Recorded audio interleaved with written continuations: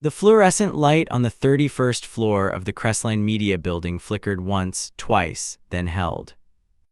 It was 6:47 in the morning. The cleaning cart stood at the far end of the corridor, one wheel slightly off-center, pulling to the left. The man pushing it had long since stopped fighting the wheel. He simply adjusted his weight. He had learned that about many things. He was humming.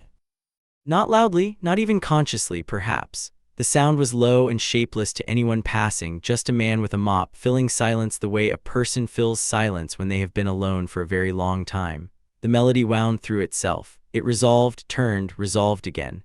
It was the kind of melody that makes you stop walking without knowing why. No one was there to stop. Except her. She had come in early, as she always did on the last Monday of the month, and she was moving fast, heels striking the marble, a tablet pressed to her chest. 4 unread messages from Tokyo on her phone, and the particular tension in her jaw that her assistant had learned to recognize from 15 feet away. She heard the humming before she saw him. She stopped. For exactly 4 seconds, something in her face changed. Something loosened just slightly, the way a fist loosens when the danger has passed, except the danger hadn't passed. It had just arrived. Then her phone buzzed again. Tokyo. She straightened, walked forward, turned the corner into her office corridor, and nearly collided with the cart. The mop handle swung. A small arc of gray water crossed the freshly polished floor. She looked at the water, she looked at the man. He was already reaching for a cloth. This hallway, she said, is a workspace, not a concert hall. He looked up at her. He did not apologize. He did not explain. He simply said, I understand. That was what made her angrier. I'll speak to building management, she said, and continued to her office. She did not know his name yet. By Friday, she would never forget it. His name was Daniel Avery. He was 51 years old. He had been the overnight and early morning facilities associate at Crestline Media for 2 years and 4 months. His badge said FACLITIS, level B. His locker was number 14 in the basement corridor near the boiler room, and taped to the inside of the door was a photograph of a girl, perhaps 9 years old, holding a violin that was slightly too large for her. She was not smiling in the photograph. She was concentrating. This was the distinction Daniel Avery made about his daughter that he never made out loud. She was not a happy child the way people meant when they said happy. She was a focused child, a serious child, a child who heard things in the air that other children did not notice. He recognized this about her because he had been the same way once. His shift began at 5:30 a.m. He took the number 38 bus from the corner of Albemarle and 5th, always the second seat from the back, always on the right side. He brought coffee in a scratched silver thermos, the kind with a dented lid, the kind that had been dropped many times and never replaced because it still worked. He wore the same dark blue uniform every day, laundered precisely, never wrinkled. His shoes were clean. These were things that cost nothing but intention, and intention was the one thing Daniel Avery had in surplus. His supervisor, a round and decent man named Terry Ockhaffer, had worked with Daniel for most of those 2 years and 4 months, and had formed the opinion, shared but never spoken among the facilities staff, that Daniel Avery was not entirely what he appeared to be. He was too calm. He was too precise. The way he moved through a room was the way a person moved through a room when they had spent time in rooms that mattered, when they had learned that how you occupied space said something about you. Terry had once asked Daniel casually over the basement coffee machine what he had done before. Daniel had said different things. Terry had waited for more. None came. He had handed Terry his coffee and gone back to his cart. The cart, it was not a glamorous instrument. Gray bucket on a wheeled frame, a mop with a twist-stringer head, a lower shelf for the spray bottles lined up in the exact same order every morning, blue, clear, orange, a side hook for the yellow caution sign. Daniel's cart was always restocked before his shift ended. He never left it for the next person to handle. These were small things. But a person who notices small things will tell you, small things are never small. He worked the 31st floor on Monday, Wednesday, and Friday. The other days he rotated through the lower floors, the open-plan offices, the server corridors, the executive bathrooms. He preferred the 31st. He had never been asked why, and he had never volunteered the answer. The truth was that the 31st floor had better acoustics. The corridor that ran from the elevator bank to the northeast corner offices had a particular resonance, a low harmonic presence in the walls, something to do with the HVAC ducts and the way the building had been designed, or perhaps the way it had settled over 30 years. And when the building was empty before 7 a.m. and the fluorescent hum was the only competition, the corridor on the 31st floor was the closest thing Daniel Avery had found in 2 years and 4 months. To silence that saying back. So he hummed there. Not for anyone, for the same reason a man whistles in a tunnel, because the space invited it. His daughter's name was Cora. She was 9 years old. She had been 7 when her mother died, a careful, uncelebrated death in a hospital room that smelled of lavender and antiseptic. And Daniel had been there for all of it, at the bedside, not speaking, because there was nothing to say that would have been adequate, and Daniel had always believed that if something was not adequate, it was better left unsaid. After Sophie died, he had sold the house in Millhaven. He had moved to the city. He had enrolled Cora in Eastfield Elementary, which had a music program, because music was what Sophie had loved and music was what Cora had inherited, and Daniel had understood with the particular clarity of grief that the best way to honor what you have lost is to protect what it left behind. He had taken the job at Crestline because the hours allowed him to be at the school gate at 3:15 every afternoon. That was the whole calculation, not status, not ambition, just 3:15. He earned $22.40 an hour. This was enough, barely, and Daniel was a person who had learned the geometry of barely. He knew its exact dimensions. He did not exceed them, and he did not complain about them. What he did, and this was the thing that no one on the 31st floor had noticed, except in the way that you notice a sound after it has stopped, was compose. Not on paper, not anymore. He composed the way he cleaned, quietly, methodically, in the early morning before the world arrived. He would work out a phrase in his head during the bus ride. He would carry it through the corridor. He would find where it wanted to go. And sometimes, when the corridor on the 31st floor was empty and the acoustics were just right, he would hum it just to hear it outside of himself, just to know if it was real. This was what she had heard. This was what she had called a disturbance. There is a woman who works in a glass office on the 31st floor of the Crestline Media Building, and her name is Natasha Voss. She is 44 years old. She is the Chief Creative Officer of Crestline Media, a position she has held for 6 years and defended against 12 different reorganizations, 2 mergers, and 1 full hostile takeover attempt. She has a reputation in the industry for finding things, talent, ideas, angles, sounds, before anyone else knows those things exist. This reputation is earned. It is also the source of the particular kind of pressure that has settled into the muscles of her shoulders and does not release, even on weekends, even in sleep. She has been searching for something for 10 years. That is not a metaphor. It is a specific professional obsession with a specific history, and it lives in a folder on her desktop labeled Criterion, which she has opened and closed hundreds of times without resolving. The search began with a piece of music. The confrontation, if it could be called that, took 11 minutes. It happened at 9:22 a.m. on that same Monday in building management's 3rd-floor office, a room that smelled of carpet cleaner and printer toner. The building's facilities manager was a woman named Greta Cho, and she was efficient and fair, which was why she was uncomfortable for all 11 of those minutes. The complaint had been filed by Natasha Voss's executive assistant, a precise, long-limbed young man named Marcus Webb, who had been instructed to handle the hallway situation. Marcus had handled it the way he handled everything, with minimum friction and maximum speed. He had written a formal complaint, cited Section 7.4 of Crestline's Vendor Conduct Agreement, disruptive non-work-related behavior in premium floor corridors, and submitted it before 8 a.m. Greta Cho had read it twice. Then she had called Daniel Avery in. Daniel sat across from her in a plastic chair, his hands on his knees, and listened while she read him the section. He did not interrupt. When she finished, he said, "All right. I want to be clear," Greta said, and she was choosing her words, "that this is a formal complaint. If there's a second one within 30 days, it goes to termination." "I understand. It's just humming, Daniel, that's all it is. Just don't do it on the 31st floor." He looked at her. There was something in his expression that she couldn't quite name, and she had worked in facilities management for 19 years and considered herself a good reader of people. "Is there anything you'd like to say?" she asked. He considered this question the way a person considers a question they have been asked many times and have long since stopped answering. No, he said. He went back to work. What Natasha Voss did not know, and would not know until Thursday, because Marcus Webb was precise and fast but not always curious, was that the hallway complaint had arrived in the same week that Crestline's vice president of creative partnerships, a man named Jordan Hale, had recommended they let one more member of the morning facilities crew go as part of a vendor contract rationalization.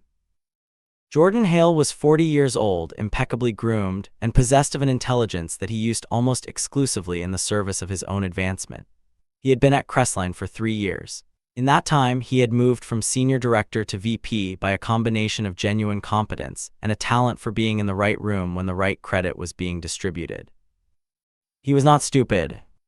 He had noticed Natasha's complaint. And Jordan Hale had a gift for patterns. He had seen, 2 months earlier, a brief item in a trade publication, a retrospective piece about an independent composer who had briefly emerged in the early 2010s with a series of orchestral works that had been called, in the 2 reviews they received before the composer disappeared, the most emotionally coherent instrumental voice in a generation.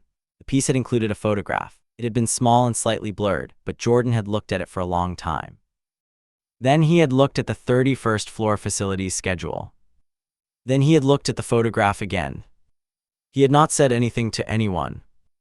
But now there was a complaint on file, and there was a vendor rationalization in progress, and Jordan Hale was the one compiling the recommendation list. Daniel Avery's name went on it. Jordan brought the list to Natasha on Tuesday afternoon. She was between meetings. She signed it in 40 seconds. She did not recognize the name. The termination was effective Friday. Daniel was handed the envelope by Greta Cho, who could not look at him directly. It's nothing personal, Daniel. It's a vendor contract decision, above my level.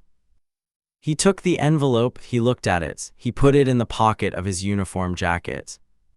My things are in locker 14, he said. I'll get them after I finish the floor. You don't need to finish.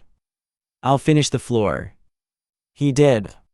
He cleaned the 31st floor corridor one final time, the cartwheel pulling left, his adjustments automatic and unhurried. He did not hum. He left the spray bottles lined up blue, clear, orange in the supply closet, precisely as he always had. He collected his thermos from locker 14. He took the photograph of Cora from the door and folded it twice and put it in his shirt pocket. He walked out into the 11 a.m. light. He took the bus home. He picked Cora up at 3:15. She showed him a drawing she had made in music class, not of an instrument but of sound waves which her teacher had drawn on the board and which Cora had reproduced with a precision that made Daniel's chest ache quietly. They look like the ocean, she said. They do, he said. Is that what music looks like, really? Something like that. He made pasta for dinner. He washed the dishes. He sat at the small table in the kitchen after Cora went to bed, and he opened the notebook that lived in the drawer under the toaster, an old composition notebook, the black and white marbled kind, dense with notations in a handwriting that no one in his current life had ever seen. He wrote for an hour. Then he closed the notebook and put it away. 3 floors up from building management, in a glass-walled conference room that looked out over the city's financial district, something else was happening on Wednesday morning. It began with Lena Park. Lena was 26 years old. She was Crestline's junior coordinator for music licensing and content partnerships, which meant in practical terms that she spent most of her days doing clearance research, updating rights databases, and fetching coffee for meetings she was not invited to stay in. She had been at the company for 8 months. She was exceptionally good at her job and had not yet been given any evidence that anyone had noticed. She had been assigned to assist Jordan Hale with a research project, background sourcing for Crestline's upcoming anniversary documentary series. The series was called Architecture of Sound, and it was intended to showcase the history of modern instrumental composition. Part of Natasha's brief for it, a brief that had been circulating in various forms for 10 years, revised and recirculated every 18 months, was to locate a specific composer. The composer had released 3 orchestral works in 2013 and 2014 under a small independent label. The works had been used briefly in a short film that had won a festival award in Zurich. Then the composer had vanished, not dramatically, not publicly, just gone, No more releases, no more credits, no agency representation, no digital footprint after 2015. Natasha had the short film. She had watched it perhaps 200 times. She knew the feeling it produced in her, a particular clarity, as if someone had cleaned a window she had not known was dirty, and she had never found anything else that produced it, not in 10 years of looking. The composer's name in the credits was D. Avery. Lena was given the research task on Tuesday. By Wednesday afternoon, she had followed the thread, the small independent label, a dissolved LLC in the state of Vermont, a single registered address, a name attached to a Composers Guild membership that had lapsed in 2016. Daniel Avery. She stared at the name for a long time. Then she pulled up the vendor contract rationalization list that Jordan Hale had submitted on Tuesday. The name was there. Termination effective Friday. It was Thursday morning. She went to Jordan Hale's office first because that was the chain of command. She knocked, he was on the phone, he waved her off. She waited, he finished the call. The D. Avery in the facilities list, she said. I think it's the same person Natasha has been looking for. Jordan's face did not change. This was the thing that Lena noticed, not later, right then. A face that does not change when it should change is a face that already knew. I'll look into it, he said. She left his office. She stood in the corridor for approximately 15 seconds. Then she walked to the elevator, pressed 31, and knocked on the door of Natasha Voss's office. Natasha was on her third coffee and her seventh email when the knock came. Come in. Lena Park stepped inside. She was holding a printed sheet which she had folded once precisely. She looked like a person who had rehearsed what they were going to say and had then decided to say something else entirely. I'm Lena from Music Licensing. I have something you need to see. Natasha looked at her. The particular directness of the young woman's presence, not aggressive, just clear, made her set the coffee down. Sit down, Natasha said. Lena sat. She unfolded the paper. She placed it on the desk. On one side was a screenshot of the Crestline vendor termination list. On the other side was a printout from the Composers Guild database with a photograph, the same slightly blurred photograph that Jordan Hale had found in a trade publication 2 months ago. Natasha looked at the termination list. Then she looked at the photograph. Then she looked at Lena Park. When was the termination effective? She said. Her voice was very quiet. Tomorrow, said Lena. Friday. Natasha stood up. Who filed the complaint that started this? Lena was quiet for a moment. The initial complaint came from your office, she said carefully, through Marcus, but the vendor rationalization recommendation was Jordan's. Natasha walked to her window. The city spread out below, glass and concrete and the occasional tree, and she stood looking at it with an expression that her assistant, had he been there, would not have recognized. She did not recognize it herself. Pull Jordan's recommendation file, she said, the full one, not the summary. I already did, said Lena. She placed a second sheet on the desk. The recommendation file covered 7 vendor positions. 6 of them had legitimate documented cause, absenteeism, performance issues, contract expiry. 1 had a single line of justification, formal conduct complaint on file, recommend termination. No other documentation, no performance review, no contract issue. Just the complaint. The complaint that she had triggered. Natasha stood at the window for a long time. The city below did not seem to be doing anything useful. The light was flat and gray and entirely indifferent. She thought about the hallway. She thought about 4 seconds in which something in her had loosened just slightly, and she had not known what it was or why. She thought about the short film she had watched perhaps 200 times. She thought about the expression on Daniel Avery's face when she told him the hallway was not a concert hall. I understand. Not apologetic. Not defensive. Just present. She picked up the phone.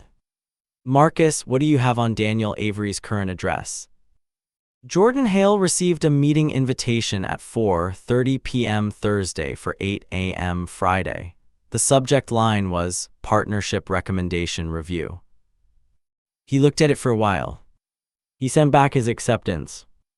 He was good at his job. He was also in the quiet and unsentimental way of people who have spent their careers positioning themselves, beginning to understand that he had miscalculated. Not because the plan was wrong. The plan had been correct.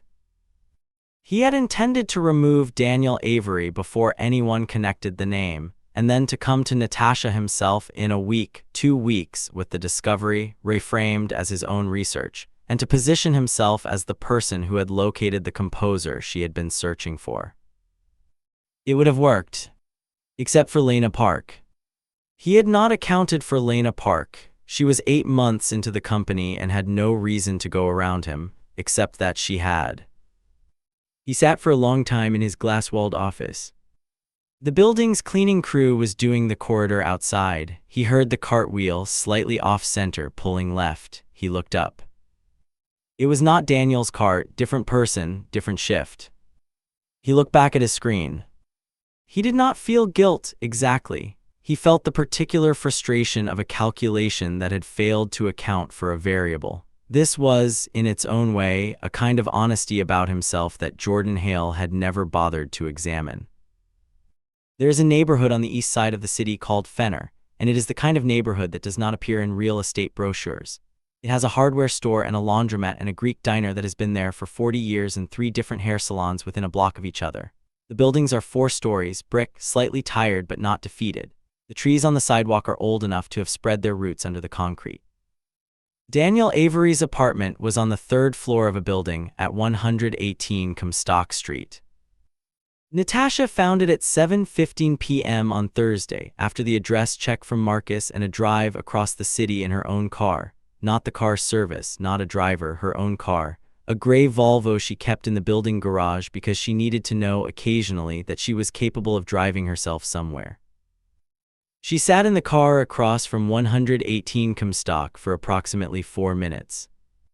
She had done many difficult things in her career. She had fired people. She had killed projects that meant something to the people who built them. She had sat across from executives twice her age and told them their vision was wrong with evidence calmly. These things had required courage of a certain professional kind, the kind that comes with practice, with armor, with the knowledge that this is the terrain. This was different terrain. She got out of the car. The building's intercom panel was old brass, the buttons worn smooth. She pressed 3C. A long pause. Then, yes. Mr. Avery, my name is Natasha Voss. I'm the Chief Creative Officer at Crestline Media. I'm very sorry to come to your home. I need to speak with you. Another pause. Then the buzzer sounded.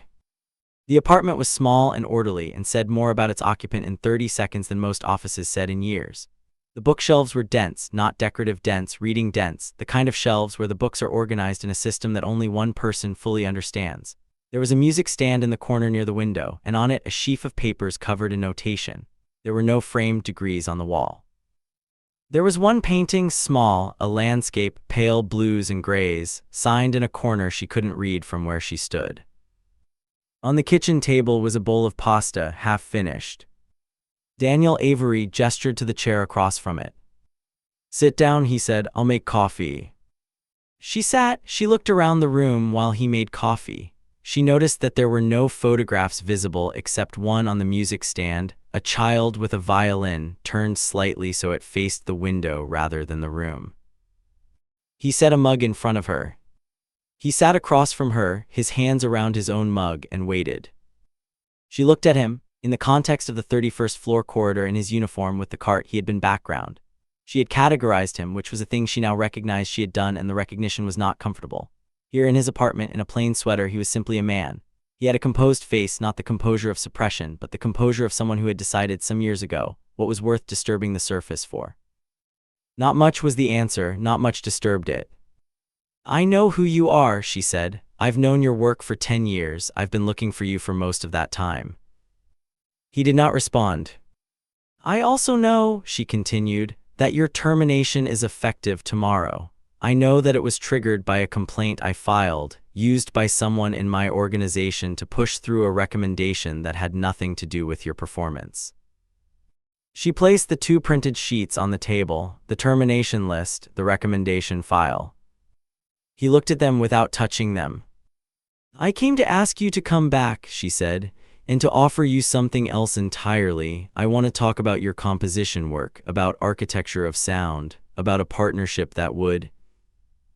Ms. Voss. She stopped. He said her name, the title she had held for 6 years, the one that opened doors and ended conversations, and it was not dismissive and it was not hostile. It was simply, stop. What happened in the corridor, she said. I'm sorry, I was. You were in a hurry, he said. I understand that. That's generous. It's accurate, he said. Generous would be pretending it was nothing. It wasn't nothing. She looked at her coffee. No, she said, it wasn't. Silence. Outside, a bus went past on Comstock Street. The light shifted. From somewhere in the apartment came the faint sound of a child's breathing in sleep, a sound so ordinary and specific that Natasha looked toward the hallway before she could stop herself. My daughter, Daniel said, she goes to bed at 8. He said nothing else about it. He didn't need to. The job, he said, I'll consider it, but I need you to hear my conditions. I'm listening. First, the apology for the termination, not to me, not privately, in the same building, in front of the same people who heard about it. She met his eyes. Second, Lena Park, the coordinator who brought this to you, she identified the connection. She went around the chain to tell you, which took more nerve than most people in that building have. She gets recognized for it, properly recognized. Natasha wrote nothing down, but she would not forget.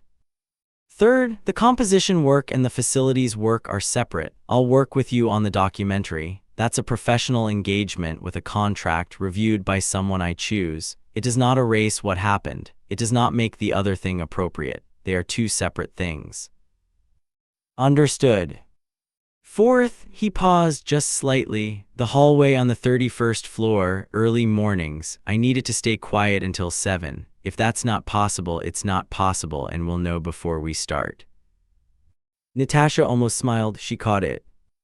I'll make sure of it, she said. He nodded once. Then I'll come in tomorrow, he said, at 8. She stood and she took the 2 printed sheets from the table. At the door she stopped, her hand on the frame. The piece, she said, the one from the Zurich film, I've watched it.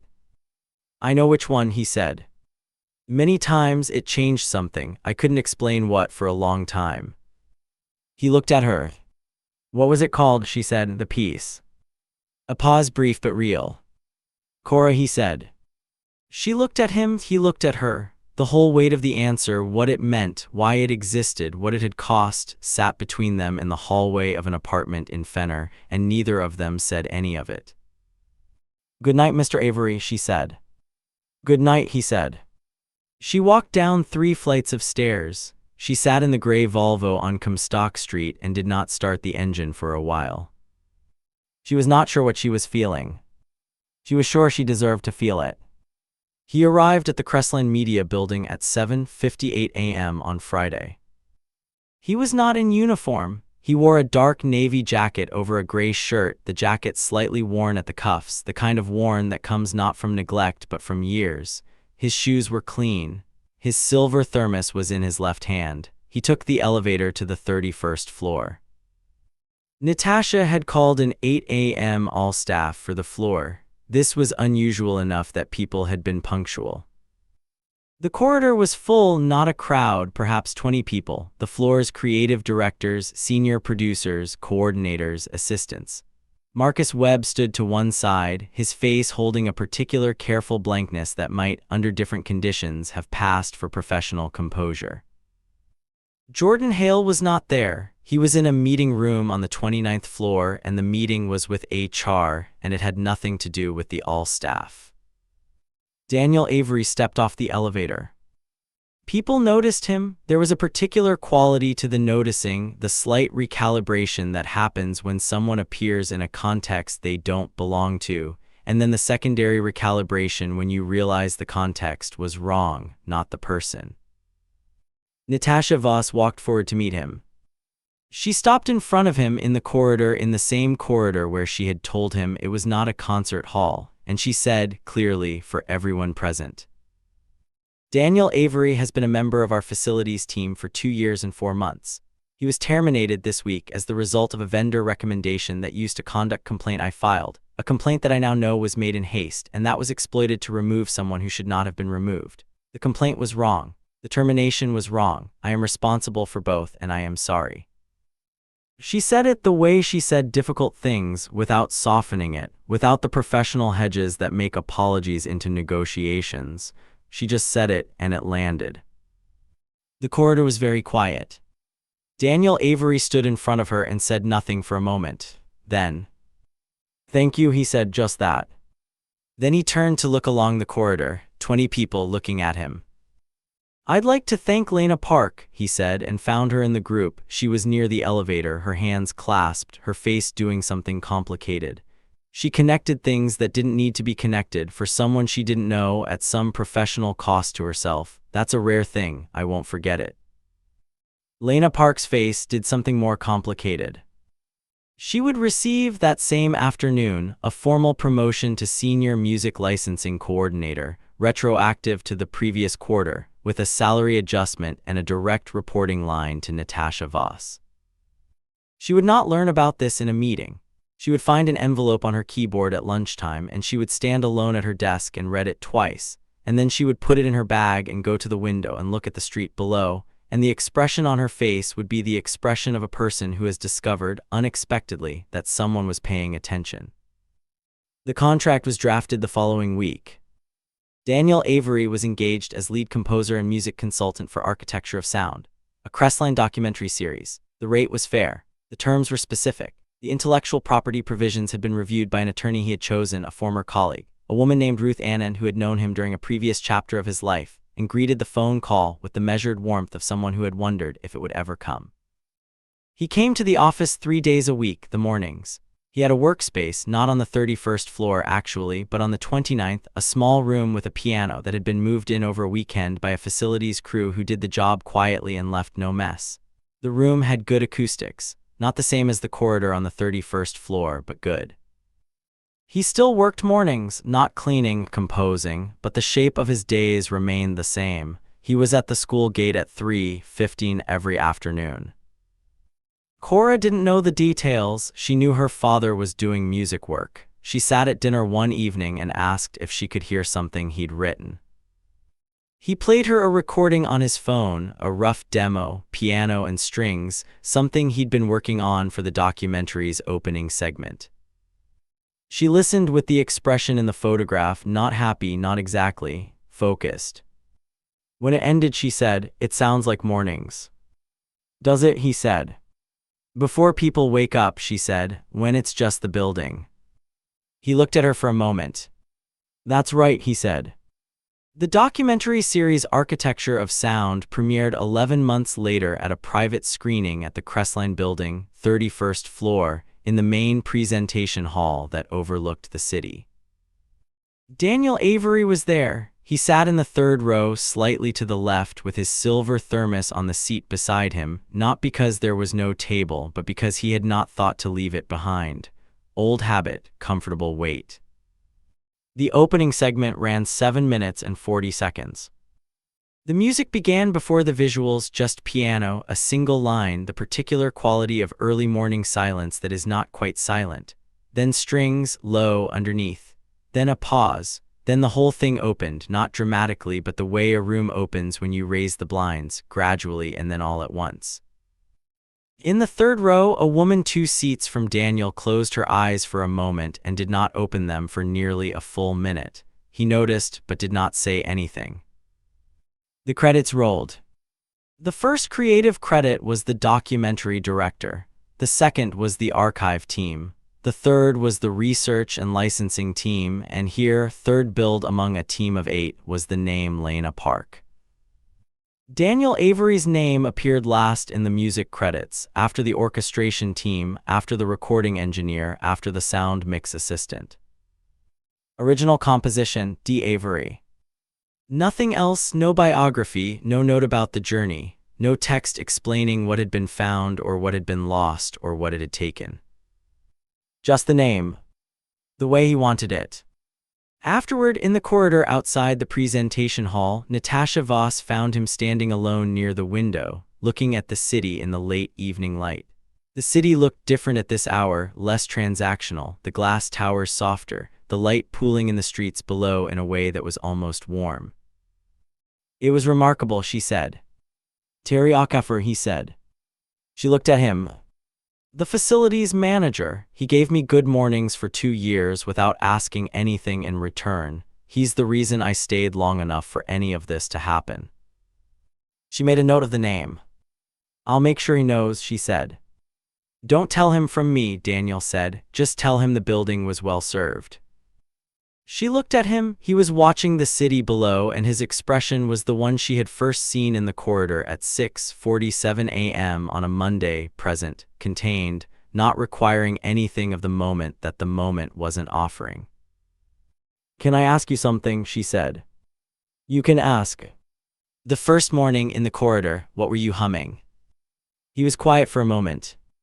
Cora, the same piece. I've been working on a new version. It goes differently now. Differently how? He considered. The original ends on a question, he said. The new one ends on something else. What? Not an answer, he said, more like an acknowledgement that some things don't resolve, they just continue. She thought about this. She did not say anything for a while. The city below went about its business, lights coming on in distant buildings, the occasional siren, the sound of the elevated train 3 blocks over, ordinary and constant and moving. I owe you more than an apology, she said finally. You owe me a fair contract, he said, which I have, everything else is already done. He picked up the silver thermos, he turned from the window. My daughter is home with a neighbor, he said. She'll be awake still. She stays up late when she thinks she can get away with it. Good night, Mr. Avery. Good night. He walked to the elevator. He pressed the lobby button. He stood with his thermos and his jacket and his composed, unremarkable face, and the doors closed. The 31st floor corridor is empty at 6:45 in the morning. It has been empty at 6:45 for 11 months, not by accident. Facilities management adjusted the schedule quietly months ago. Early morning arrival for the 31st floor is 7:50 now, no earlier. Nobody made a formal announcement. Nobody filed a memo, it just changed. The fluorescent light above the northeast stretch still flickers once, twice, then holds. The HVAC duct in the wall still produces that particular low harmonic, the one that has something to do with the building's design or the way it has settled over 30 years. The corridor still sings back just faintly when the building is empty. There is a different facilities crew on the 31st floor now. The cart is newer, wheels aligned, no pull to the left. The person pushing it is a young man named Santos who listens to podcasts on earbuds and does excellent work and has never noticed the acoustics of the Northeast Corridor. He probably never will. But some mornings, if you arrive early and take the elevator to the 31st floor before 7 a.m., and if you walk to the northeast corner near the window that overlooks the financial district, you can still hear it. Not always. Not loudly. Just a trace of something in the walls, maybe, or in the particular quality of the morning silence before the building fills with people and intention and noise. A melody that resolves and turns and resolves again, the kind that makes you stop walking without knowing why. You won't know whose it is. You won't know what it cost. You'll just know that it was there before you arrived, and it will be there after you leave, and that it is not nothing. It was never nothing.